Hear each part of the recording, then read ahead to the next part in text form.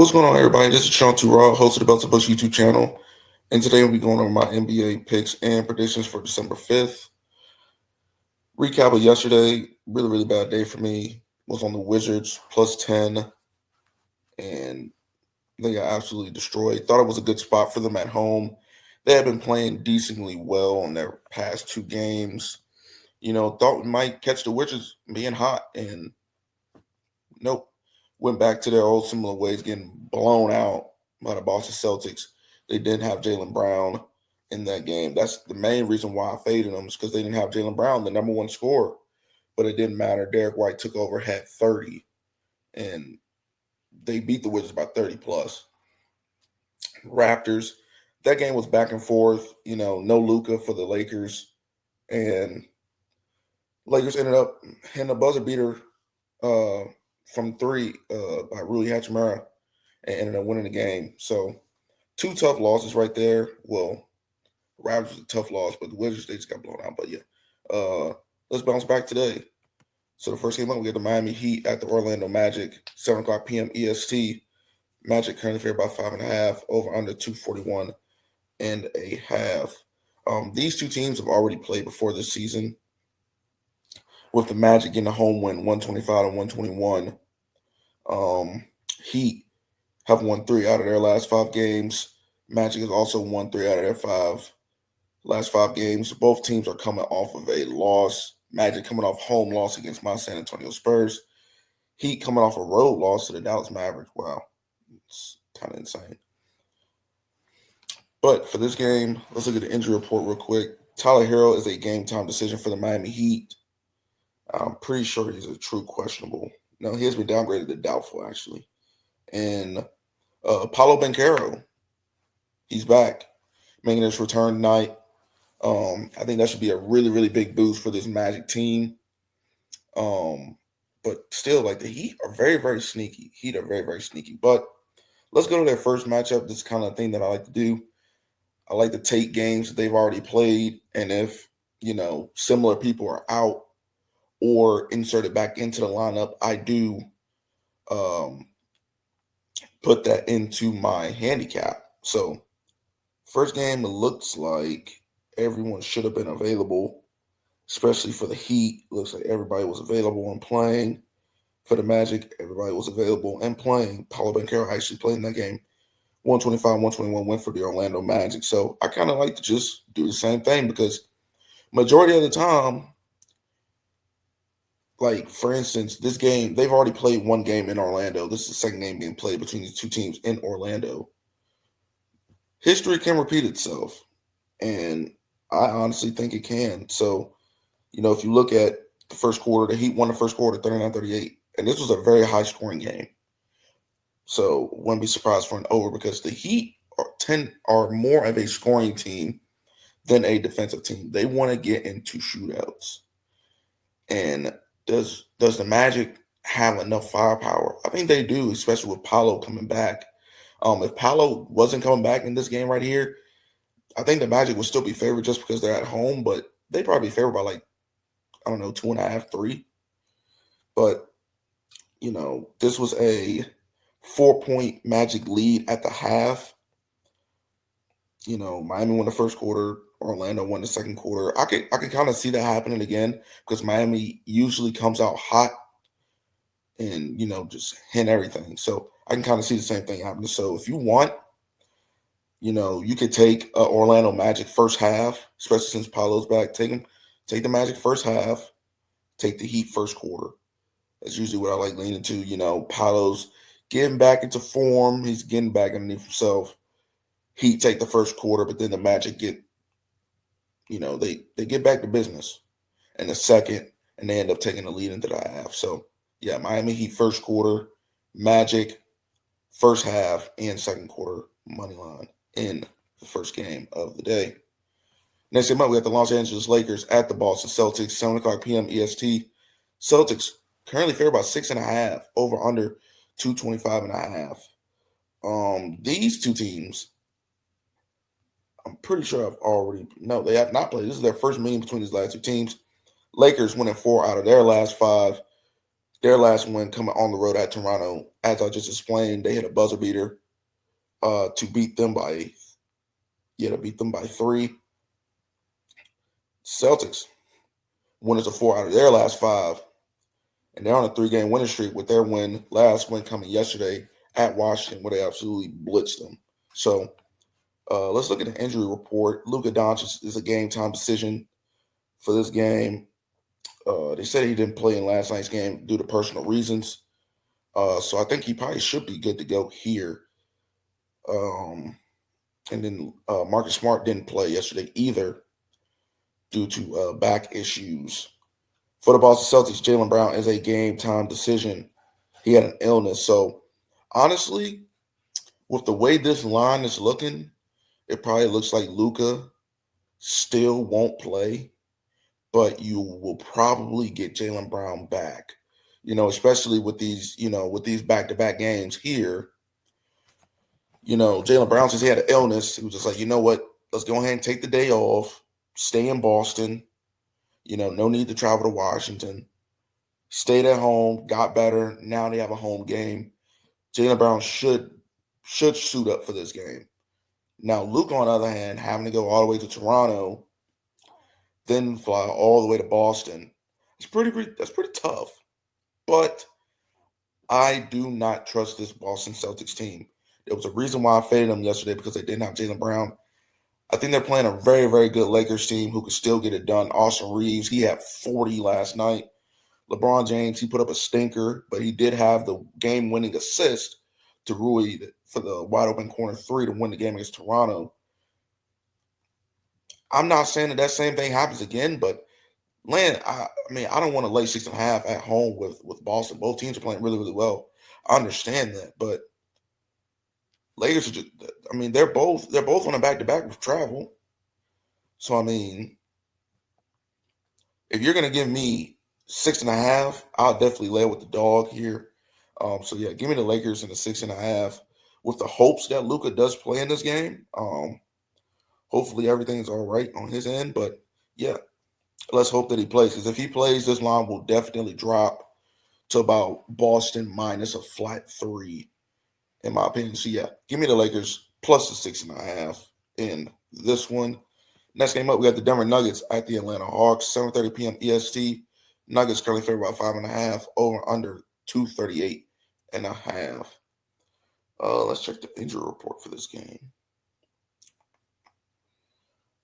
So you have Spencer Jones as a game time decision.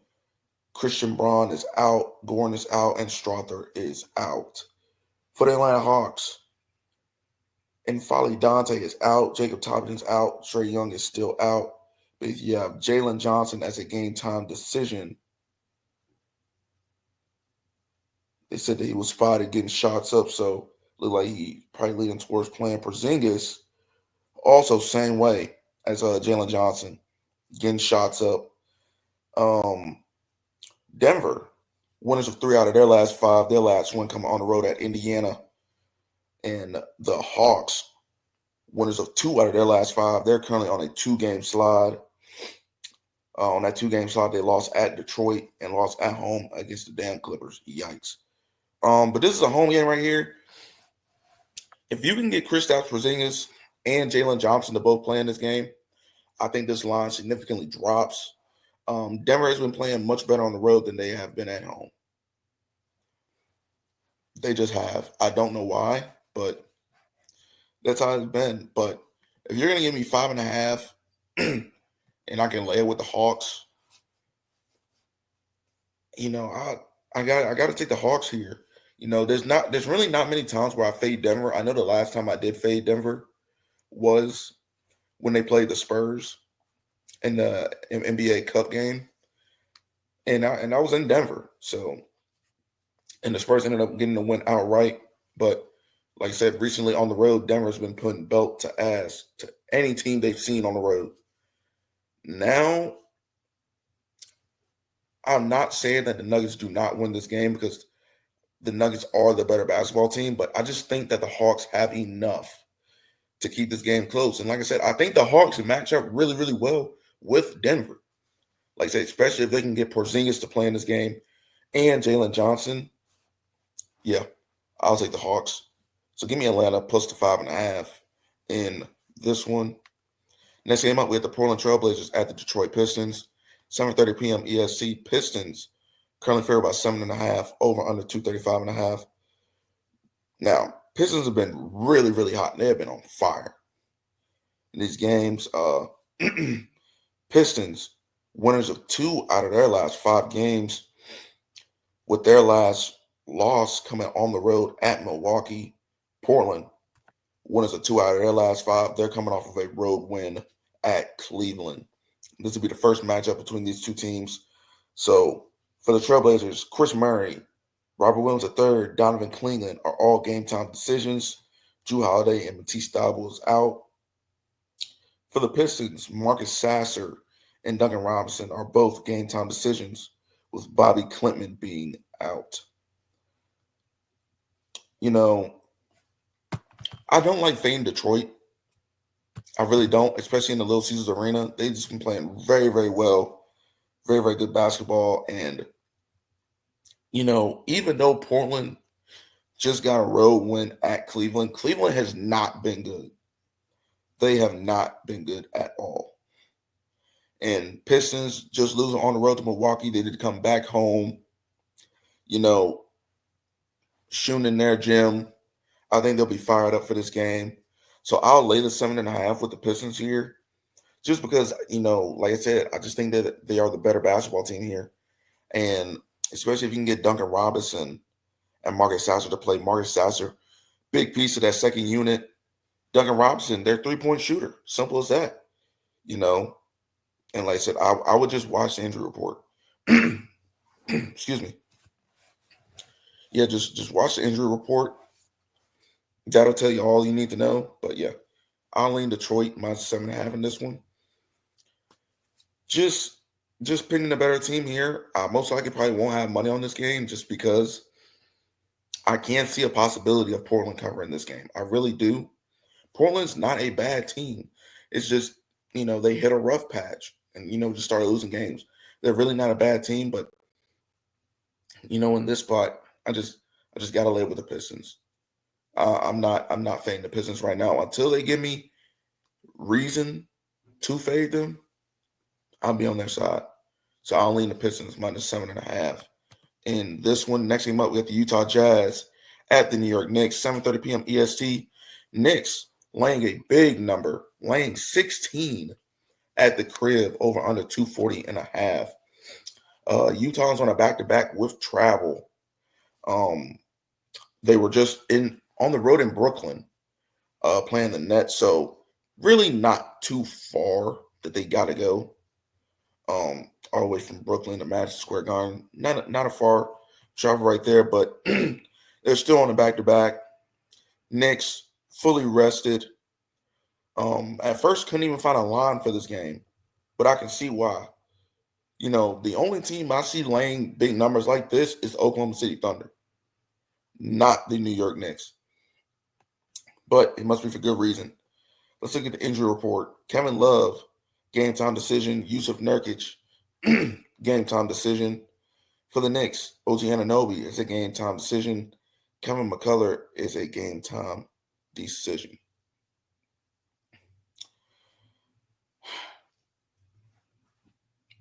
Simple as this. I mean, I'm really not too in love with this game, but I'll lay the number with the Knicks here, minus 16. That is a humongous number. Big, big number. But this is just me fading the Utah Jazz, who are on the back-to-back with travel. Now, Utah has been in this spot before. They have. And they've covered a number like this. Utah can score, don't get me wrong, but just playing at Madison Square Garden,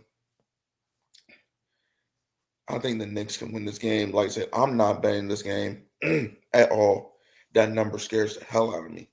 So, yeah, no way in hell I'll put money on this game. But for me, easy enough. I'll just lay the 16 with the Knicks. I think they're the better basketball team. And like I said, just a pure fade on Utah being on the back-to-back with travel. So, yeah, give me the Knicks minus 16, but probably won't bet it. Next game up, we got the Charlotte Hornets at the Toronto Raptors. 7:30 p.m. EST. Raptors currently favored by 7.5. Over under 228.5. Let's look at the injury report real quick. For the Charlotte Hornets, Josh Green is out and Pat Connaughton is out. Trey Mann, Kalkbrenner, and Brandon Miller are all listed as game time decisions. For the Raptors, RJ Barrett, Jakob Poeltl, and Ochai Agbaji are all listed as game time decisions. So this line should tell you everything you need to know. Raptors favored by 7.5 on the Hornets here. All these guys have designations to return. But, you know, who knows? ESPN doesn't really put anything out like that. But Jakob Poeltl should play. He didn't play yesterday, but he should play here. I expect Ochai Agbaji to play. Trey Mann, he's a true questionable. Kalkbrenner is a true questionable, and Brandon Miller is a true questionable. That's huge for the Hornets. That's their scoring options right there. So yeah, Raptors on a back-to-back. They just played yesterday off of that gutting loss to the Lakers at the Horn. Hachimura hitting the three to beat them. I think the Raptors are out for blood in this game. I really, really do. But as I say, these two teams have already met twice already. One game being played in Toronto, one game being played in Charlotte. First game was in Toronto. Raptors won 110-108. Second game was in Charlotte. Charlotte won 118-111. So the series is tied 1-1. But like I said, I like to go to where it's at. They've already played a game in Toronto. Let's go back to that game in Toronto. If we're looking at a 7.5 point number right here, Hornets would have covered that.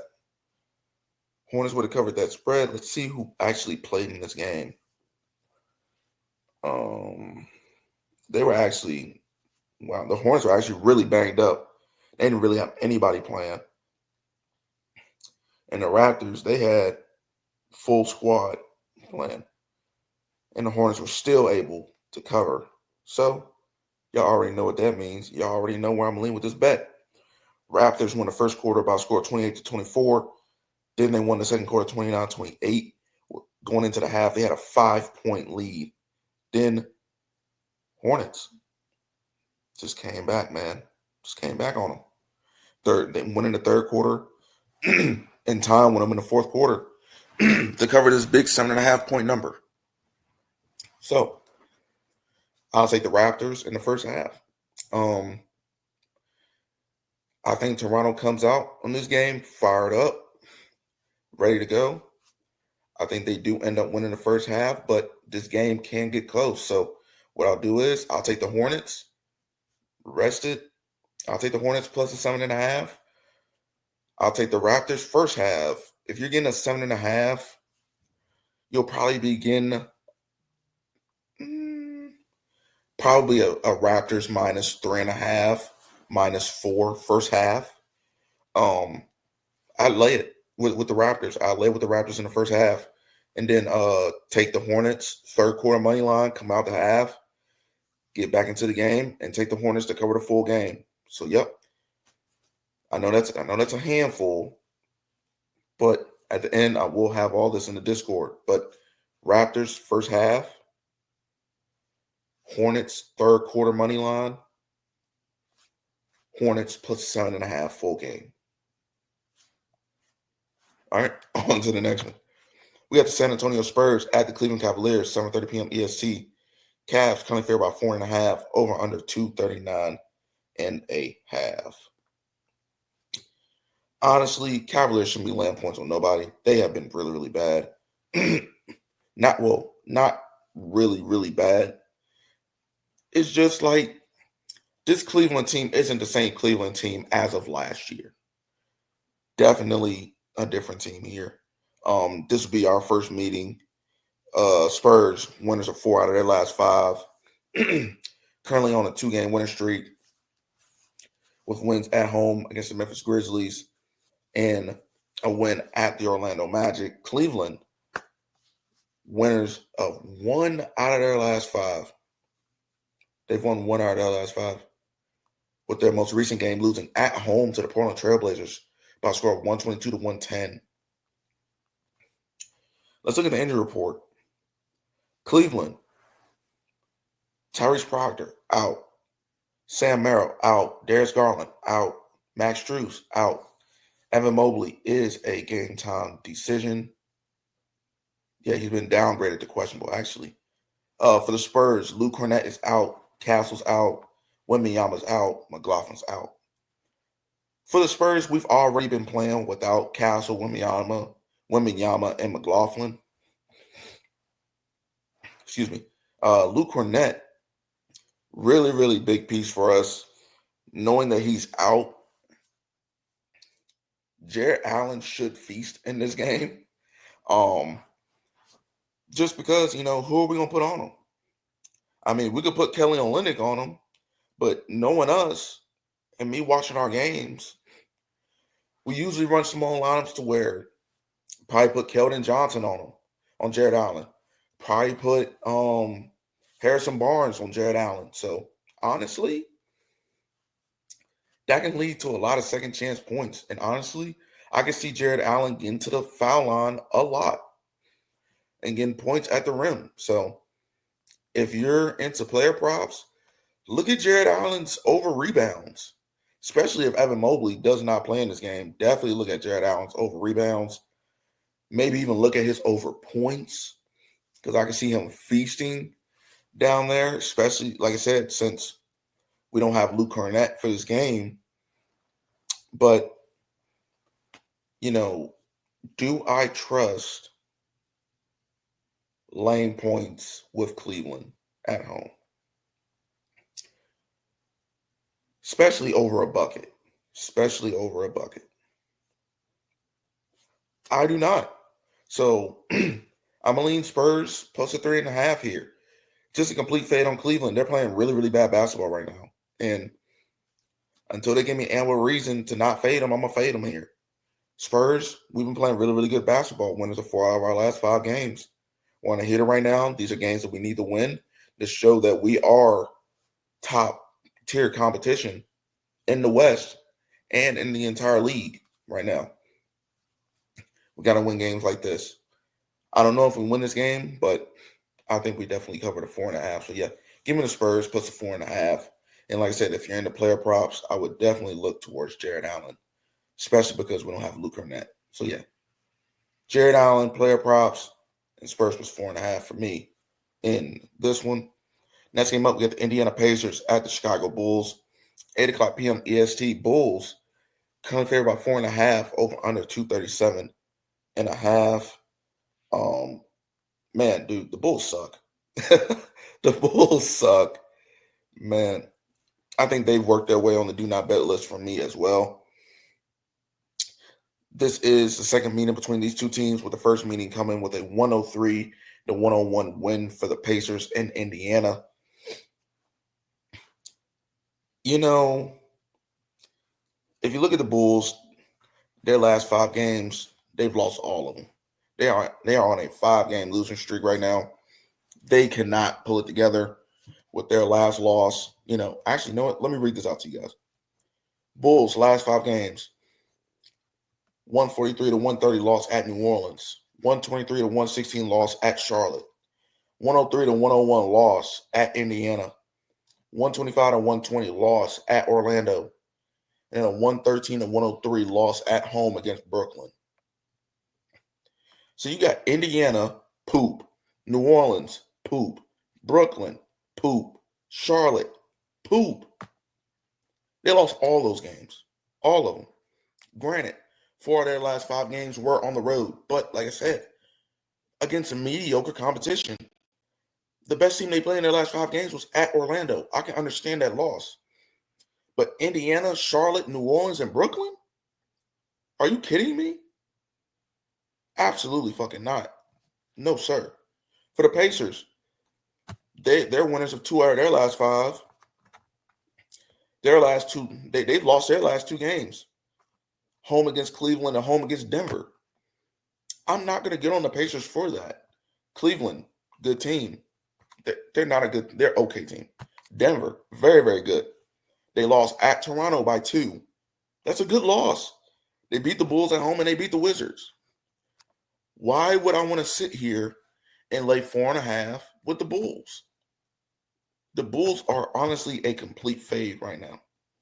But let's check out this injury report. Pacers, Ben Shepherd out, Cam Jones out, Quinn Jackson out, Aaron Nesmith out, Obi Toppin out. For the Bulls, Patrick Williams, Zach Collins, Jalen Smith, Dalen Terry, and Isaac Okoro are all game time decisions. Okoro is actually listed as doubtful. Let me look at the other guys real quick. Dalen Terry is listed as probable. Zach Collins is a true questionable. Jalen Smith is doubtful. Patrick Williams is probable. So Patrick Williams and Zach Collins, Patrick Williams and Zach Collins are both, Patrick Williams and Dalen Terry are probable. Damn, words are hard. Zach Collins is a true questionable. Jalen Smith and Isaac Okoro are both doubtful. Give me the Pacers plus 4.5. Complete fade of the Bulls. This team stinks right now. You should not be laying over a bucket with the Bulls. I know they're playing the Pacers, but I'm not laying 4.5 with the Bulls. Fuck no. Give me the Pacers plus 4.5. I'm not watching this game either. I would not be surprised if Indiana beat them again outright. That's just because the Bulls have been playing that bad. But yeah, give me the Pacers plus 4.5, and I probably lean the under 237.5 in this one. Next game up, we got the Philadelphia 76ers at the Milwaukee Bucks, 8 o'clock p.m. EST. Sixers favored by 1.5, over under 222.5. Philly's on a back-to-back with travel, but honestly, I don't know if that matters. I really don't. Bucks going to be without Giannis and going to be without Taurean Prince. Sixers, Joel Embiid, Paul George, both game time decisions with Kelly Oubre and Trent Warford both listed as out. Joel Embiid, he actually played. He actually played. Wow. I wouldn't be surprised if they actually rest him here. But Paul George, he might play. Just because they may not want Joel Embiid to plan on back-to-backs here. Especially off of their home win against Golden State. Very, very tight game. But you already know. No Giannis, no Bucks. Simple as that. Give me the Sixers and a 1.5.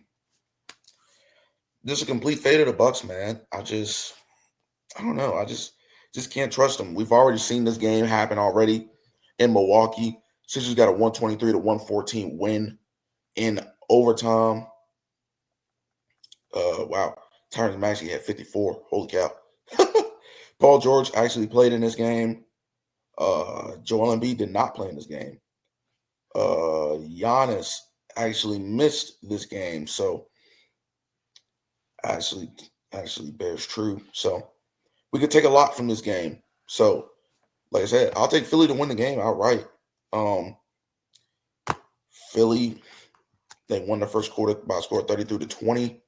Second quarter, Bucks won by a score of 37-22. So that means that the Bucks really not half. I can kind of see that. So yeah, give me Philly first quarter money line. Give me the Bucks first half money line. I think there's really, really good value there. But give me the Sixers to win the game outright. Look at Tyrese Maxey over points. He has been hooping as of late. Like I said, I know Philly is on a back-to-back, but